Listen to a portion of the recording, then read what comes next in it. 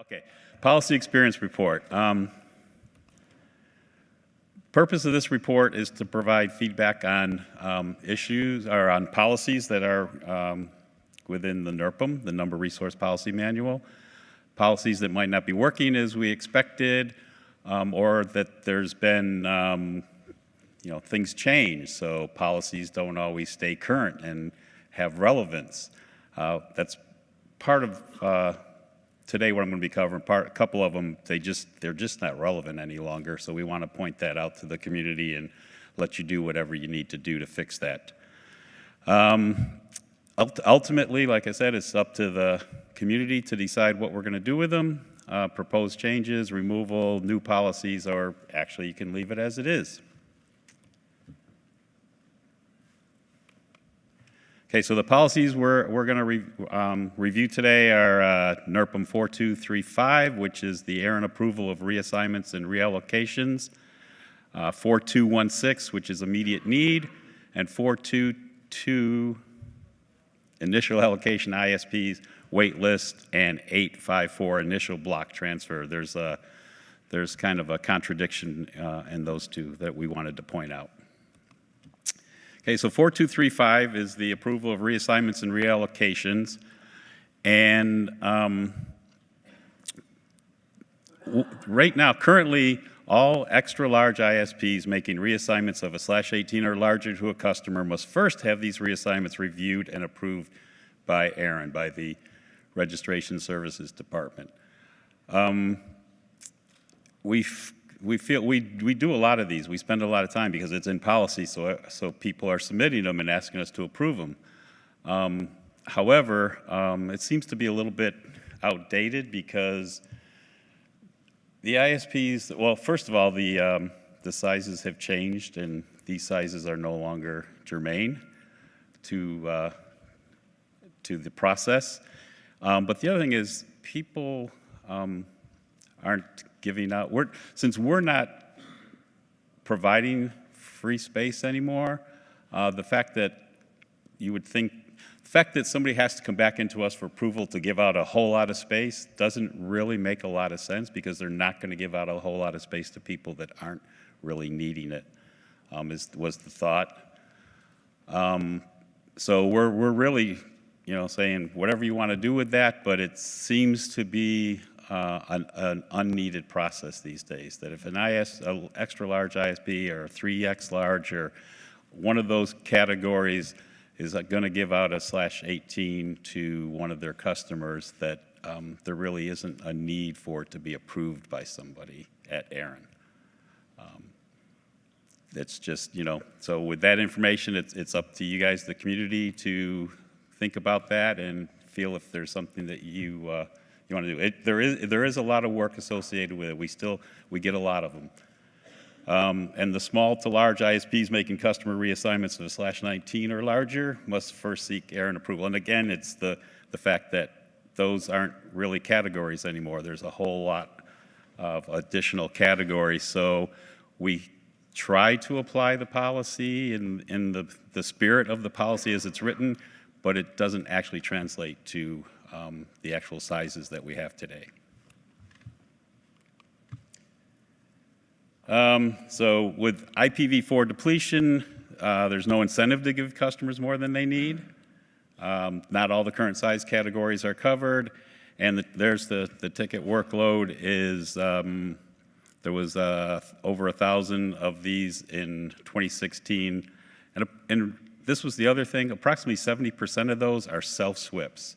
It's, a big guy taking a block and assigning it to a division within their company somewhere. So for them to have to come to us and open that ticket and go through the whole thing of us reviewing it, asking them questions and approving it, just seems a bit too much.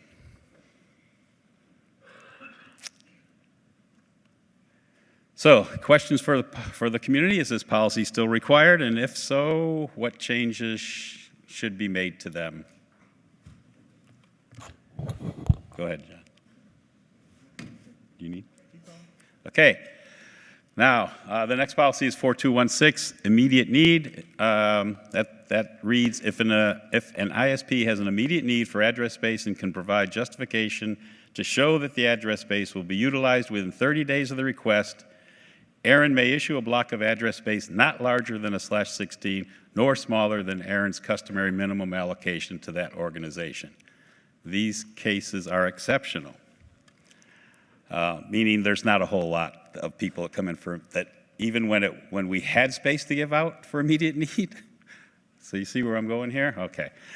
So the items to review is ARIN has no available IPv4 to fill an immediate need request.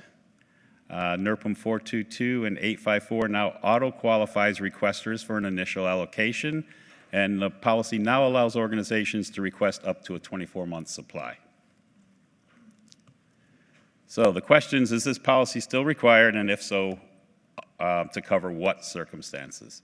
So the gist of the whole thing is if you have an immediate need for IPv4 addresses and you put that request in, we don't have anything to fill an immediate need with. You would have to go onto the waiting list at best, and you'd have to sit there and wait for some time to have it filled. So something to consider and think about.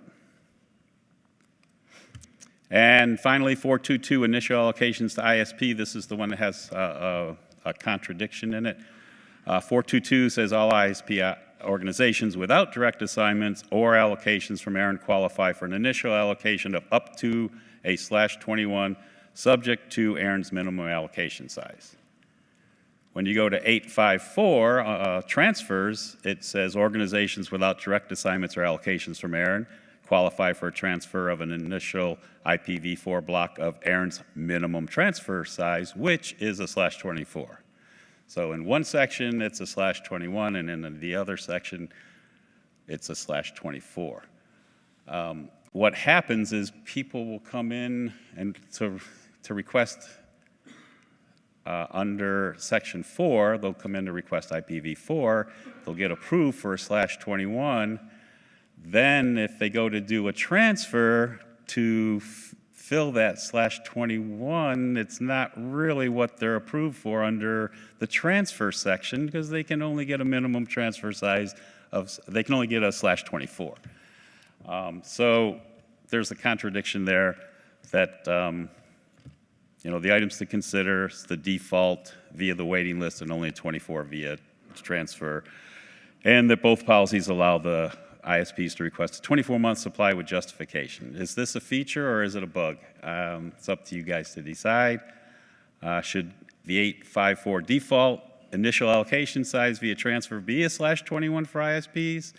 Should the 854 default initial assignment size via transfer remain the minimum transfer size for end users? So those are the few things my department wanted to point out to everyone and ask for your help in providing us some clear, good policy to follow on these three issues. Questions? Any questions for John? Hi, good morning. David Huberman, Oracle, ARIN Advisory Council. Let's go back to the first one, please, Mr. Sweeting. You want this to go back to the slide? Yeah. So you said two things, and I want to make sure I understand them well, please. You said that you get a lot of requests that you have to review for sub-assignments of /19 and /18. And you said generally organizations don't make these unless the recipient needs them, because of course these are IP addresses worth a lot, that are very scarce and very valuable, and that resonates with me. But you also said there's a lot of these, and you put up a number of about 1,400, and you said if we ignore the 70% that are self-SWIPT, that still leaves about 400 requests in 2016. Correct. Where an ISP made a sub-assignment to somebody else that was pretty substantial. Can you, in very general terms, talk about what these are? Are these, you're reviewing them. Are you approving them? For the most part. For the most part. And you're approving them after applying a needs test. Yes. And there are some you're not approving. I would imagine there's a few. You know, we try to approve everything our customers want. Right. I'm not supposed to say, no. We need to go pull stats If to it needs, actually, we follow the policy. We follow the policy. we need to apply. actually go pull stats if you want to break down. But the spirit, I guess my question for you, and I'm sorry it took so long to get there. I guess my question for you is, the spirit of this was, hey, if you're making this really large assignment, ARIN probably needs to be taking a look at it to make sure you're meeting the needs-based policy framework we all live under. Do you feel like, and you don't have to answer this right now, but I guess the question is, do you feel like with those 400 that you're reviewing that are not self-SWIPs, are you still following, is the spirit of the policy still germane here? Yeah, well, but some of this has changed. It's gone from 3 months to 24 months. You know, the whole needs basis has shifted and changed. So, I think the other thing that we were looking at is the fact that with depletion upon us, like, can we not have more trust in our ISPs to be given, to be asserting the needs test themselves? So then, allow me to put you on the spot real fast, and then I'll sit down. We're not asking you to do anything. We're No, telling I you this is understand. what's going We're on. just having a conversation. Yep. And just to put you on the spot real fast, and I'll sit down, to the best of your knowledge, there's no malfeasance going on here for the most part, right? These are generally legitimate assignments, approved or not approved based on circumstances, but there's no games being played here, right? Actually, now that I've had a few minutes to think about it, but that was part of the conversation I had with my staff, was that they actually have approved all of them that have come in. Okay, thank you. Yeah?